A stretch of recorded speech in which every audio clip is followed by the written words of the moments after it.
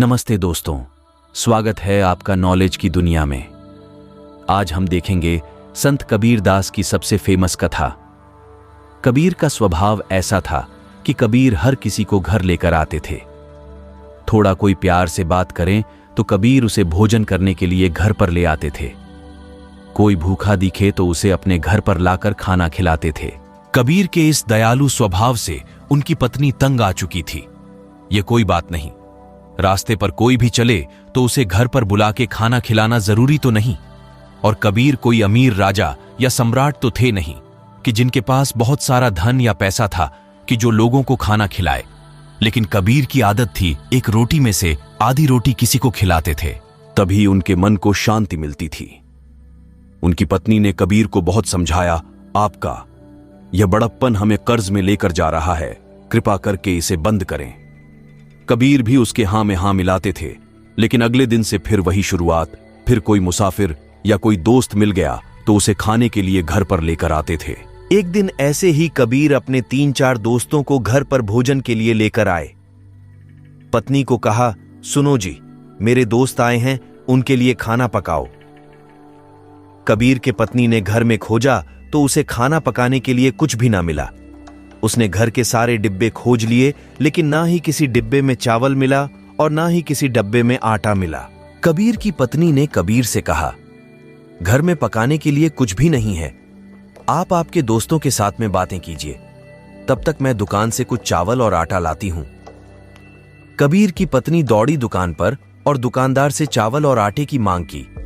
दुकानदार बोला, आपके ऊपर पहले से ही बहुत सारा कर्जा है, कृपा करके पहले सामान का कर्ज चुकाइए, तभी मैं आपको और नया सामान दे सकता हूं, नहीं तो मुझे माफ कीजिए, मैं आपको और सामान नहीं दे सकता। कबीर की पत्नी उसके सामने हाथ जोड़कर बोलने लगी, कृपा करके मुझे आज के दिन सामान दे दीजिए। कबीर के दोस्त घर में भोजन करने के लिए आए हैं, अगर वह हमारे घर से भूखे पेट चले गए तो कबीर जीवन भर के लिए दुखी होंगे। कृपा करके मुझे सामान दे दीजिए, हम आपका पैसा ब्याज सहित वापस लौटा देंगे। कबीर की पत्नी के लाख विनती करने से भी दुकानदार मान नहीं रहा था। उस दुकानदार की काफी दिनों से कबीर की पत्नी पर नजर थी। कबीर की पत्नी बहुत सुंदर थी। आखिर पत्नी कबीर की थी, सुंदर तो होगी ही, अगर सुंदर नहीं भी रही होगी तो कबीर के सानिध्य में आकर उसका रूप निखार गया होगा। आज उस दुकानदार को मौका मिल गया। दुकानदार मन ही मन में बोला, आज आई मछली जाल में।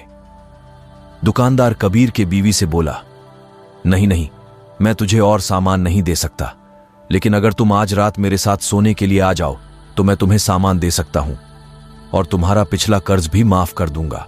कबीर की पत्नी बोली, बस इतनी सी बात, अरे तू ये पहले क्यों नहीं बोला, ये झंझट तो पहले ही खत्म कर देती।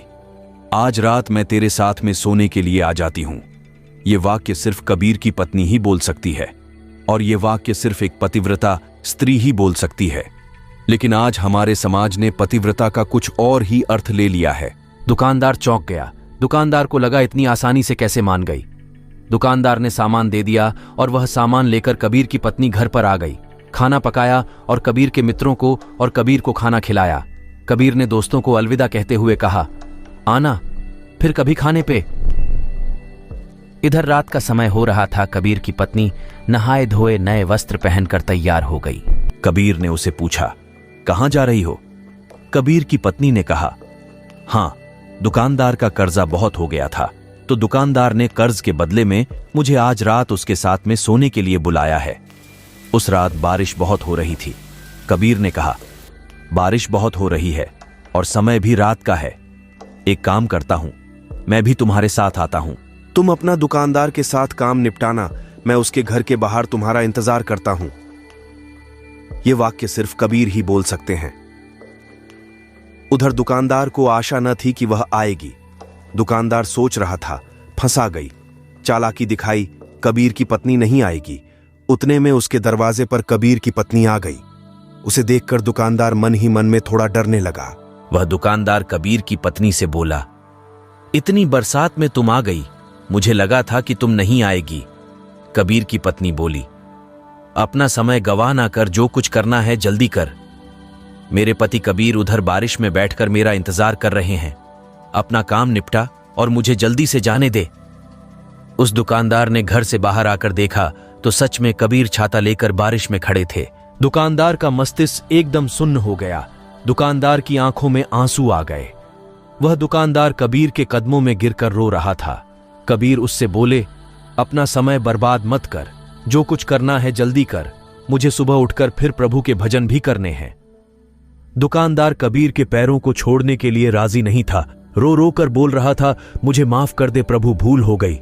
दुकानदार को उस दिन समझ आया पति परमेश्वर क्या होता है और पत्नी पतिव्रता क्या होती है। बरसात की काली रात में संत कबीर अपनी पत्नी के साथ में अपने घर चले गए और इस काली रात में दुकानदार के मस्तिष्क पर कबीर का प्रकाश गिर गया। दोस्तों, ये कबीर जी की कथा आपको कैसे लगी कमेंट में जरूर बताइए। पूरा वीडियो देखने के लिए बहुत बहुत धन्यवाद।